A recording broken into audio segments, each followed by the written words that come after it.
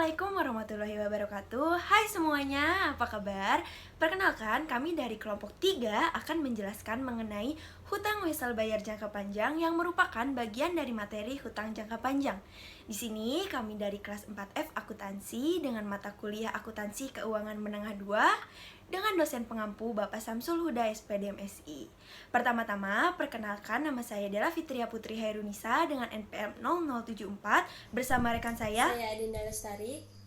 Di slide ini saya akan membahas apa itu hutang wesel bayar jangka panjang.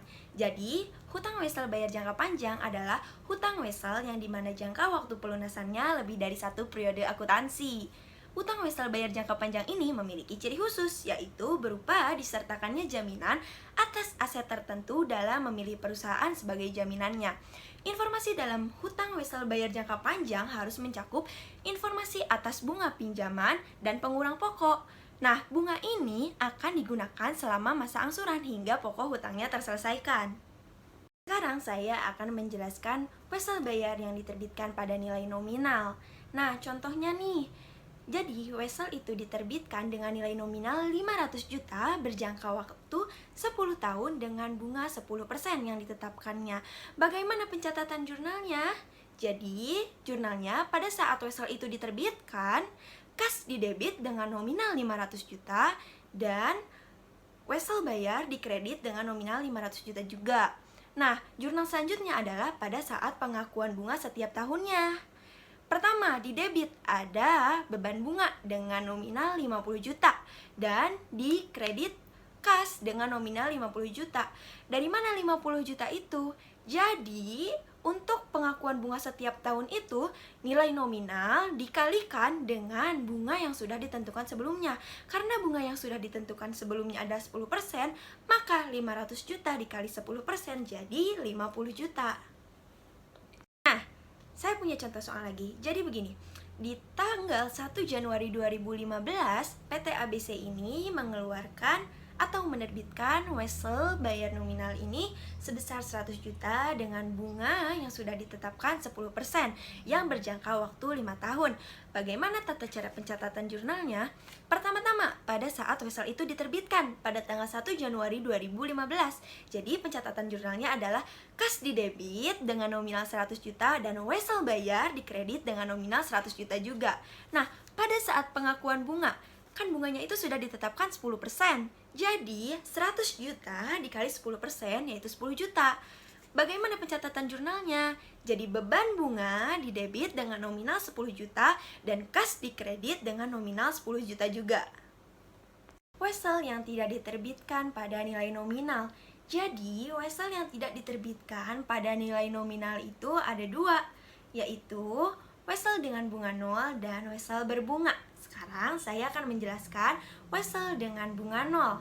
Jadi, jika wesel dengan bunga 0 ini, nilai sekarangnya diukur oleh kas yang diterima oleh penerbit wesel. Suku bunga implisit.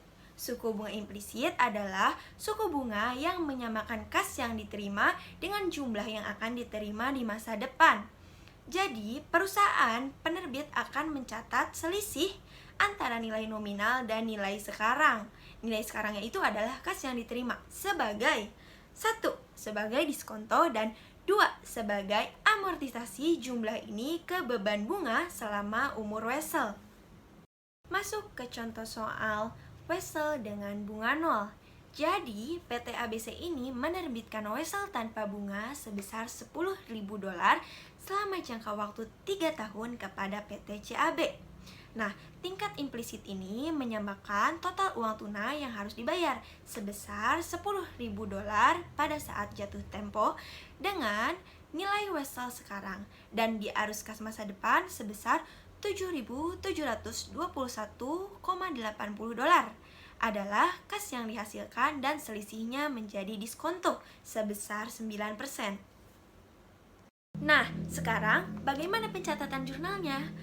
Jadi, PT ABC menerbitkan wesel itu pertama-tama kas didebit dengan nominal $7.721,80 dan notes payable di kredit sebesar 7.721,80 dolar.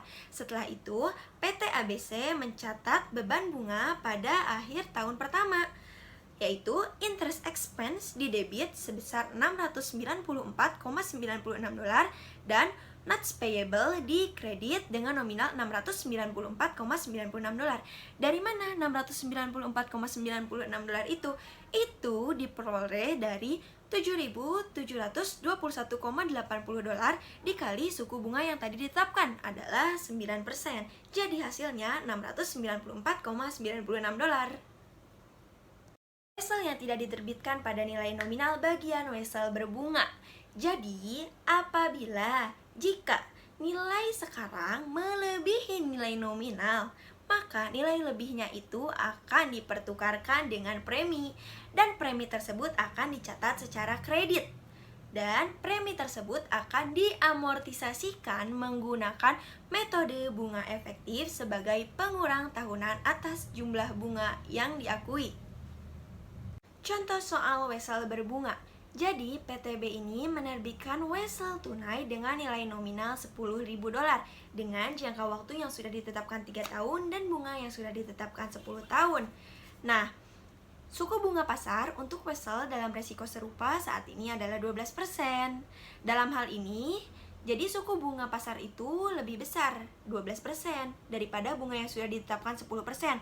Artinya, nilai wesel sekarang itu lebih kecil dari nilai nominalnya.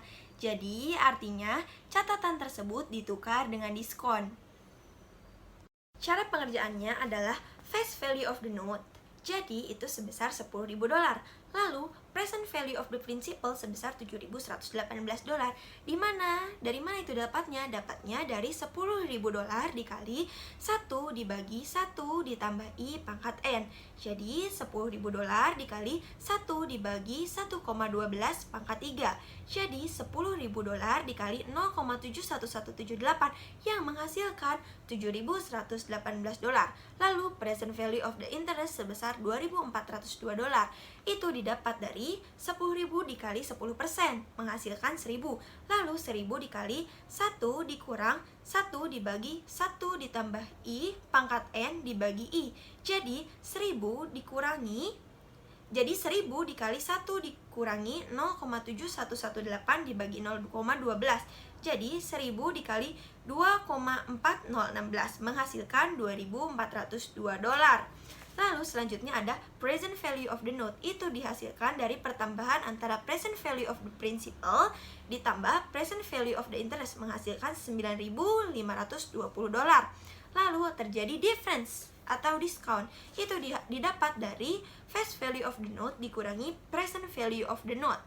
Lalu setelah itu jurnalnya PTB itu saat menerbitkan wesel, kas di debit sebesar 9.520 dolar dan notes payable di kredit sebesar 9.520 dolar. Lalu, jurnal selanjutnya adalah PTB mencatat jurnal di akhir tahun. Ada interest expense di debit dengan nominal 1.142 dolar. Lalu ada notes payable di kredit dengan nominal 142 dolar. Lalu ada cash di kredit dengan nominal 1.000 dolar. Dari mana dapatnya 1.142 dolar itu? Itu didapat dari 9.520 dolar dikali 12% yang menghasilkan 1.142 dolar. Lalu cash sebesar 1.000 itu didapat dari 10.000 dolar dikali 10%. Lalu notes payable itu 142 dolar didapat dari interest expense dikurang dengan cash. Sekarang saya akan menjelaskan wesel bayar dalam situasi khusus. Wesel bayar dalam situasi khusus dibedakan menjadi 3. Yang pertama, wesel diterbitkan untuk properti, barang, dan jasa. Yang kedua, wesel diterbitkan untuk kas dan hak-hak lainnya. Dan yang ketiga, bunga terkait. Pertama-tama saya akan menjelaskan wesel diterbitkan untuk properti, barang, dan jasa. Biasanya wesel ini diterbitkan dengan aset non-kas. Suku bunga yang perusahaan tukarkan dengan properti, barang, atau jasa dengan wesel bayar biasanya dianggap tidak layak. Karena yang pertama, biasanya tidak ada suku bunga yang ditetapkan. Yang kedua, biasanya suku bunga yang ditetapkan itu tidak layak. Dan yang ketiga, jumlah nominal yang ditetapkan dari instrumen hutang itu secara material berbeda dengan harga jual tunai berjalan atas barang yang sama atau dari nilai pasar berjalan atas instrumen hutang itu. Berikut adalah contoh soalnya. PT Budi Sejahtera, penjual menjual tanah yang mempunyai harga jual tunai sebesar 200.000 kepada PT Pastiluhur berjangka waktu 5 tahun senilai 293.866. Harga jual tunai sebesar 200.000 merupakan nilai sekarang dari wesel senilai 293.866 yang didiskontokan pada 8% selama 5 tahun.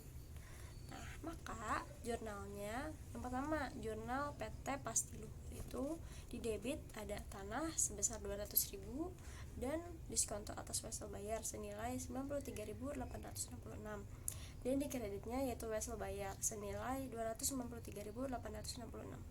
Jadi diskonto atas wesel bayar itu adalah selisih dari tanah dan wesel bayar.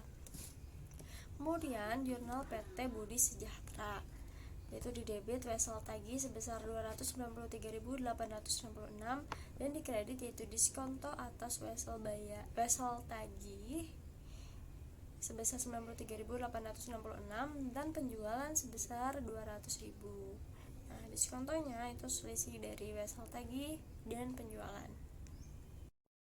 Nah, yang kedua yaitu wesel diterbitkan untuk kas dan hak-hak lainnya.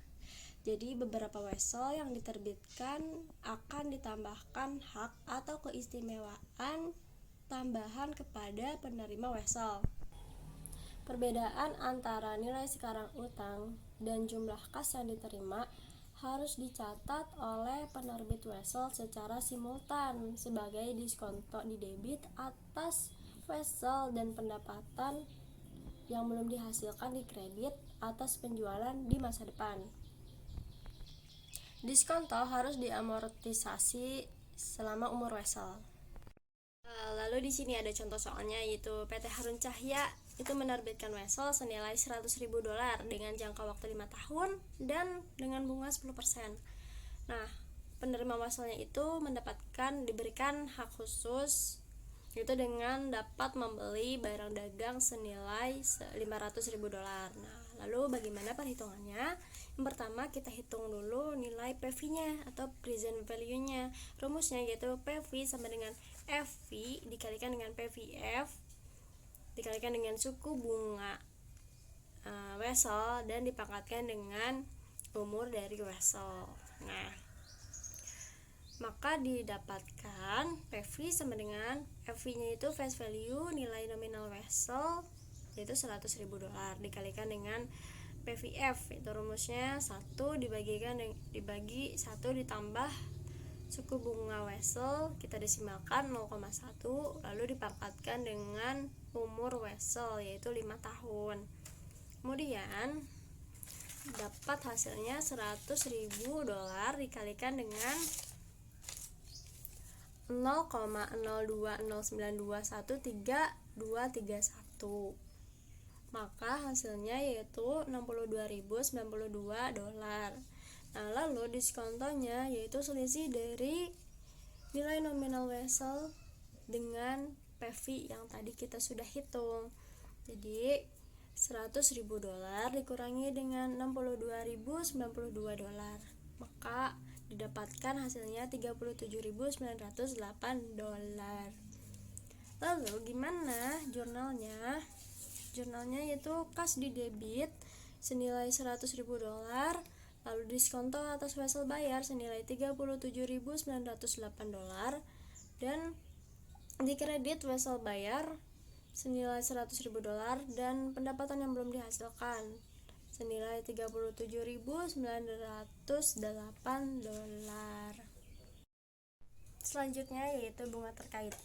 Nah, jika perusahaan tidak dapat menentukan nilai wajar dari properti, barang, jasa atau hak lainnya, dan jika wesel tidak memiliki pasar yang siap pakai, maka nilai sekarang wesel ditentukan oleh perusahaan untuk mendekati tingkat suku bunga yang berlaku.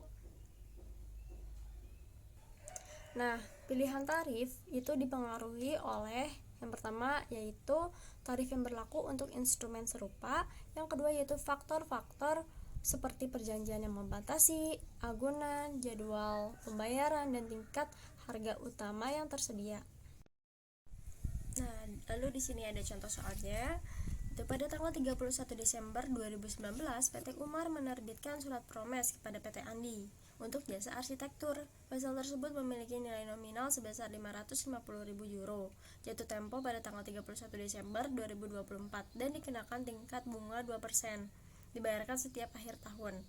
Nah, PT Umar tidak dapat langsung menentukan nilai wajar dari jasa arsitektur tersebut, dan vessel tersebut juga tidak dapat dipasarkan. Peringkat kredit PT Umar, tidak adanya agunan, tingkat bunga pokok pada tanggal dan bunga yang berlaku pada hutang PT Umar lainnya. Perusahaan mengenakan tingkat bunga 8% sebagaimana mestinya dalam keadaan ini. Lalu perhitungannya adalah sebagai berikut.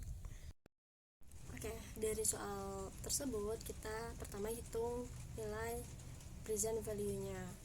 Nah, nilai PV dari prinsipal itu 550.000 dan nilai PV dari interest rate-nya itu 11.000. Dan itu tuh didapetin dari 2% dikali 550.000. Lalu langkah pertama kita hitung present value of single sum. Ini rumusnya ada di sini. Nah, kita tinggal masukin aja FV-nya, face value-nya itu sebesar 550.000 atau nilai nominal vessel-nya dikalikan dengan 1 dibagi 1 ditambah 0,08. 0,08 ini didapatkan dari bunga yang dibebankan 8%. Kita desimalkan. Lalu kita pangkat dengan 5. 5 di sini itu jangka waktu dari vessel tersebut. Habis itu dihasilkan 550.000 dikalikan dengan 0,68058, maka hasilnya 374.319. Nah, yang kedua kita hitung present value ordinary annuity-nya. Rumusnya ini. Kemudian kita tinggal masukin aja interest rate-nya, R-nya 11.000 dikalikan dengan 1 dikurangi 1 dibagi 1 ditambah 0,08 dipangkat dengan 5 dibagi 0,08, maka didapatkan hasilnya 11.000 dikali 3,99271, hasilnya itu 43.920. Nah, setelah kita menemukan hasilnya tadi, kita menghitung semuanya, kemudian kita akan mendapatkan present value of the note, itu jumlah present value of single sum dan present value ordinary annuity. Jumlahnya yaitu 418.239.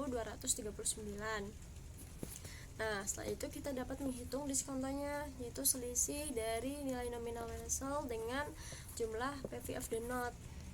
Itu 550.000 dikurangi 418.239. Hasilnya 131.761. Maka jurnalnya dapat kita tulis, dapat kita catat, yaitu di debit bangunan yang masih dalam proses sebesar 418.239 dan wesel bayarnya di kredit sebesar 418.239. Lalu di sini ada tabel amortisasinya dan ada jurnal pembayaran pada tahun pertama. Nah, di sini ada beban bunga di debit sebesar 33.459. Nah, ini tuh didapatkan dari carrying amount, yaitu 418.239 dikalikan dengan 8%. Kemudian di kreditnya ada wesel bayar sebesar 22.459, itu didapatkan dari selisih interest expense di tahun pertama dan cash paid di tahun pertama.